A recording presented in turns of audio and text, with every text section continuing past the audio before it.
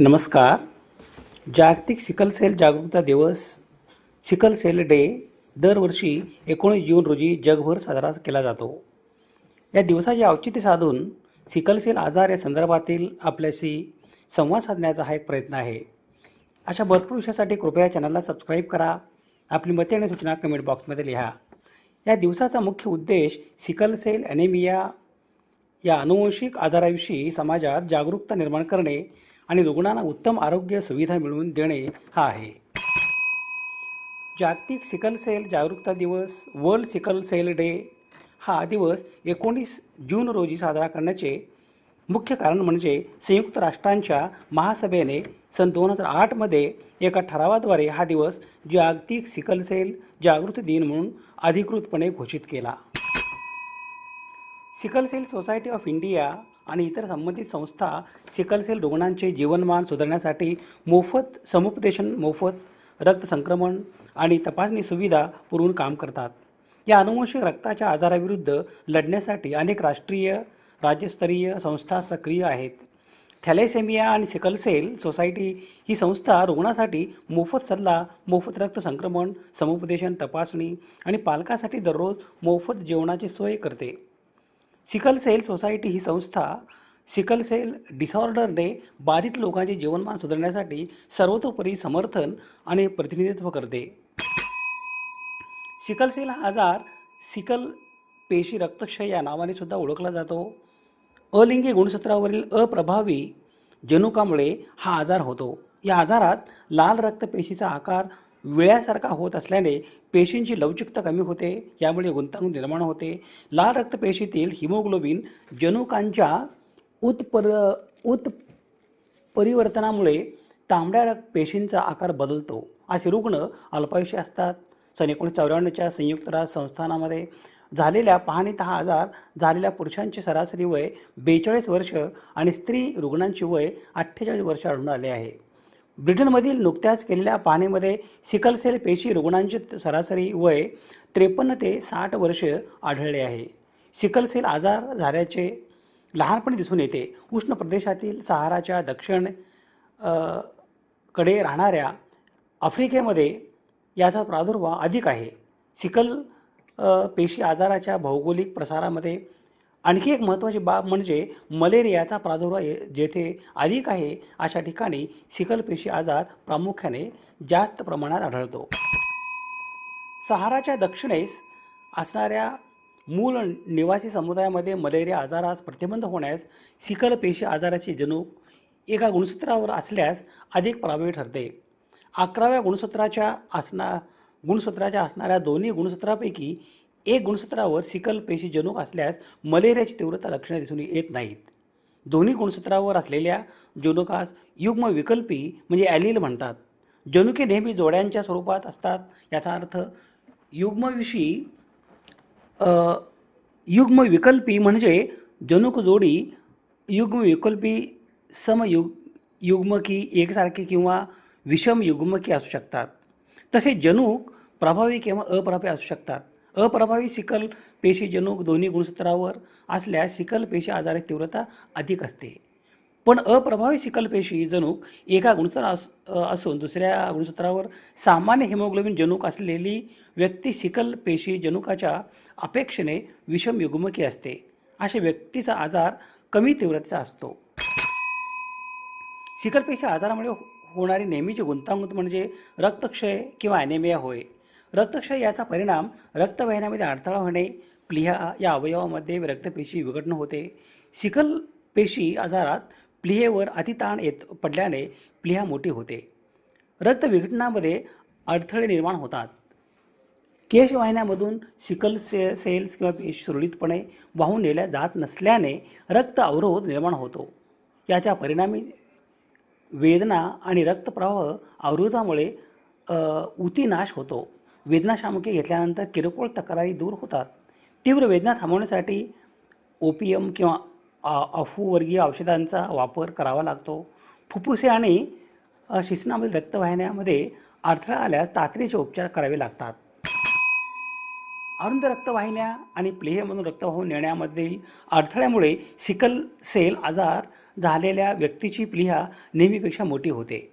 कुमार वयामध्ये प्लीहा मोठी झाल्याची लक्षात येते. अशा वेळी प्लीहा शस्त्रक्रियेने काढून टाकल्यास जीवाणूचा संसर्ग होण्याची शक्यता जास्त वाढते. ज्या रुग्णांची प्लीहा काढून टाकली आहे अशा रुग्णांना लसीकरण, प्रतिजैविक यांचा उपचार जन्मभर घ्यावा लागतो. प्लीहा मोठी होणे वेदनाजन्य असते. प्लीहेमध्ये साठलेले रक्त एकाएकी बाहेर आल्याने रक्तरसाचे म्हणजे प्लाझ्माचे प्रमाण कमी होते. रक्तपेशी आणि रक्तरस यांचे गुणोत्तर 15% कमी होणे हे धोकादायक असते. पोट हाताने टाचपल्यास कडक लागते. 1-2 तासात यावर उपचार न केल्यास रुग्ण दगावतो. कधीकधी बाहेरून रुग्णास रक्त द्यावे लागते. सिकल सेल आजाराचे वयाच्या 6व्या महिन्यामध्ये दिसणारे सर्वात प्राथमिक लक्षण म्हणजे हातापायांच्या बोटांची आग होते, छातीत दुखणे, ताप, श्वसनाचा अडथळा येणे, न्यूमासारखी लक्षणे, अस्थिमज्जेमध्ये गुठळ्या अशा व्याधींना तोंड द्यावे लागते. सिकल सेल आजार जनुकामधील उत्परिवर्तनामुळे होतो. हिमोग्लोबिन रेणू 2 बहुपेप्टाईडनी बनलेला असतो, अल्फा आणि बीटा. बीटा हिमोग्लोबिन बहुपेप्टाईडमधील 6व्या क्रमांकाच्या स्नेही म्हणजे हायड्रोफिलिक ग्लुटामिक अमायनो आम्लाची जागा फॅलिन या जलद्वेषी हायड्रोफोबिक अमायनो आम्लाने घेतली जाते. बीटा ग्लोबिन बनविणारे जनुक 11व्या गुणसूत्रावर असते. सामान्य हिमोग्लोबिनच्या निर्मितीसाठी 2 अल्फा आणि 2 बीटा हिमोग्लोबिन बहुपेप्टाईडची आवश्यकता असते. केवळ 6व्या अमायनो आम्लांच्या बदलामुळे परिसरात ऑक्सिजनचे प्रमाण कमी असल्यास हिमोग्लोबिन रेणूचा आकार बदलून तो दात्र किंवा सिकल विळ्याच्या आकाराचा होतो. यामुळे पेशीचा आकार विळ्यासारखा झाल्यामुळे स्थितिस्थापकता कमी होते. सिकल सेल आजारातील प्रमुख विकार रक्तपेशीमधील स्थितिस्थापकता बदलण्याशी संबंधित आहे. सामान्य रक्तपेशी लवचिक असल्याने सूक्ष्म रक्तवाहिन्यांमधून सहज आकार बदलून वाहून नेली जाते. सिकल सेल आजारामध्ये ऑक्सिजन कमी प्रमाणात असल्यास रक्तपेशीचा आकार विळ्यासारखा होतो.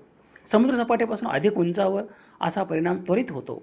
ऑक्सिजनचे प्रमाण सामान्य झाल्यानंतर या पेशींचा विळ्यासारखा आकार परत होत नाही. परिणामी सूक्ष्म रक्तवाहिन्या अधिक अरुंद होऊन सिकल पेशींच्या अडथळ्यामुळे उतींना ऑक्सिजनचा पुरेसा पुरवठा होत नाही. या प्रकारास वैद्यकीय परिभाषेत इश्केमिया म्हणतात. रक्तपेशींच्या कमतरतेस पंडुरोग, ॲनेमिया म्हणतात. रक्तपेशींच्या मोठ्या प्रमाणात विघटन झाले म्हणजे पंडुरोग होतो. आकार बदललेल्या पेशी प्लीहेमध्ये नष्ट केल्या जातात. अस्थिमज्जेमध्ये नव्या रक्तपेशी सतत तयार होत असतात. सामान्य रक्तपेशीचे आयुष्य 120 दिवसाचे असते, पण सिकल सेल आजारामध्ये या पेशींचे आयुष्य 10 ते 20 दिवसच रक्तप्रवाहामध्ये राहू शकतात. त्यामुळे अस्थिमज्जेमधील नव्या पेशी त्यांची जागा घेऊ न शकल्याने रक्तपेशींची कमतरता होऊन पंडुरोग होतो. मानवी रक्तपेशीमध्ये हिमोग्लोबिन ए असते. हिमोग्लोबिन एमध्ये 2 अल्फा आणि 2 बीटा बहुपेप्टाईड असतात. हिमोग्लोबिन आणखी एक प्रकार A2 मध्ये 2 अल्फा 2 डेल्टा बहुपेप्टाईड असतात. हिमोग्लोबिन F 2 अल्फा आणि 2 गॅमा बहुपेप्टाईडने बनलेले असते. 96 ते 97% रक्तपेशीमध्ये हिमोग्लोबिन ए असते. मध्य भारतातील महाराष्ट्रात काही विशिष्ट जातीमध्ये आढळणारा एक अनुवंशिक रोग, यात रक्तातील हिमोग्लोबिनचे प्रमाण बिघडून गोल स्वरूपात असणाऱ्या लाल रक्तपेशी ह्या विळ्याच्या आकाराच्या होतात. सामान्य माणसाच्या रक्तपेशी सुमारे 120 दिवस जिवंत राहतात, पण या रोगग्रस्ताच्या फक्त 30 ते 40 दिवस आयुष्य असते. महाराष्ट्रातील सुमारे 19 जिल्हे या रोगाने प्रभावित आहेत.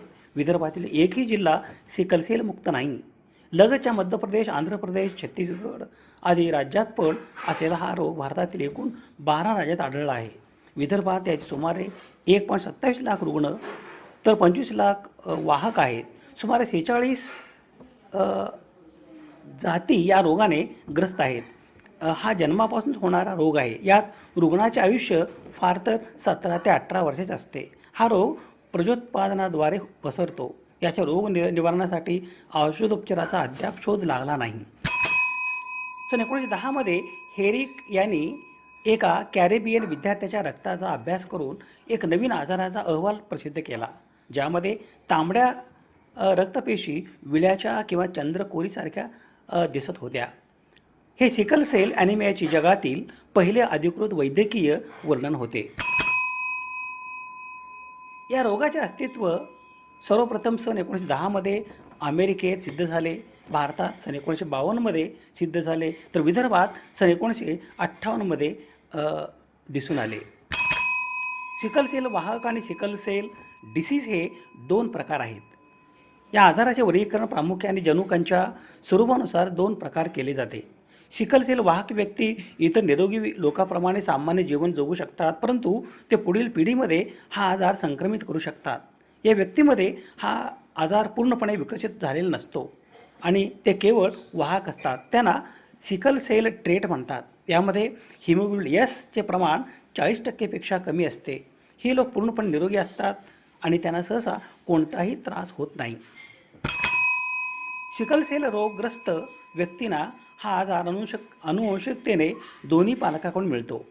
त्यांना सिकल सेल ॲनेमिया किंवा सिकल सेल रोग म्हणतात. यामध्ये हिमोग्लोबिन एसचे प्रमाण जास्त असते. या रुग्णांच्या तांबड्या पेशी विळ्याच्या आकाराच्या होतात आणि रक्ताभिसरणात अडथळा निर्माण करतात. तीव्र वेदना, हातापायात सूज, कावीळ, थकवा आणि रोग प्रतिकारशक्ती कमी होणे यासारखे त्रास होतात. सिकल सेल प्रतिबंध यासाठी विवाहपूर्व तपासणी हा एकमेव उपाय आहे. जर भावी पती पत्नी दोघेही सिकल सेल वाहक असतील तर त्यांच्या होणाऱ्या बाळाला सिकल सेल आजार होण्याचा धोका जास्त असतो. त्यामुळे लग्नापूर्वी रक्त तपासणी करणे, इलेक्ट्रोफोरेसिस टेस्ट गरजेचे मानले जाते. या आजारावर समूळ उपचार उपलब्ध नसले तरी योग्य औषध जसे की हायड्रॉक्सी युरिया, भरपूर पाणी पिणे आणि नियमित वैद्यकीय सल्ल्यामुळे लक्षणावर नियंत्रण ठेवता येते. जागतिक सिकल सेल जागरूकता दिवस दरवर्षी 19 जून रोजी जगभर साजरा केला जातो. या दिवसाचा मुख्य उद्देश सिकल सेल ॲनेमिया या अनुवंशिक आजाराविषयी समाजात जागरूकता निर्माण करणे आणि रुग्णांना उत्तम आरोग्य सुविधा मिळवून देणे हा आहे. हा दिवस 19 जून रोजी साजरा करण्याचे मुख्य कारण म्हणजे संयुक्त राष्ट्रांच्या महासभेने सन 2008 एका ठरावाद्वारे हा दिवस जागतिक सिकल सेल जागृती दिन म्हणून अधिकृतपणे घोषित केला.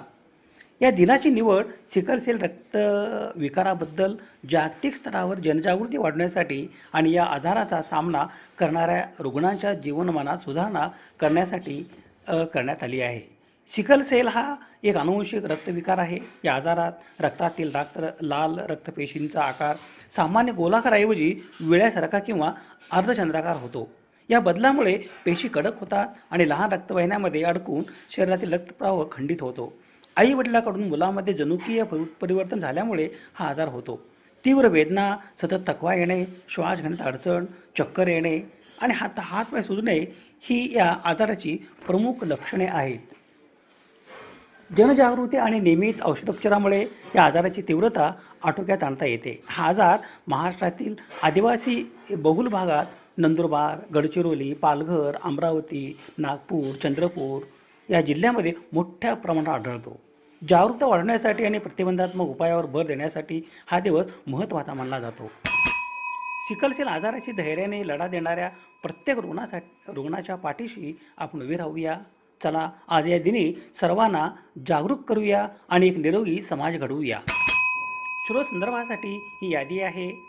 समाज हिताच्या एखाद्या वैज्ञानिक विषयासंदर्भात प्रबोधन करणे, जागतिक समस्यांचे निराकरण करण्यासाठी सामाजिक इच्छा आणि संसाधन एकत्रित करणे आणि मानवतेच्या यशाचा उत्सव बळकट करणे यासाठी सुवर्णसंधी म्हणजे सामाजिक आणि वैज्ञानिक सण आणि उत्सव.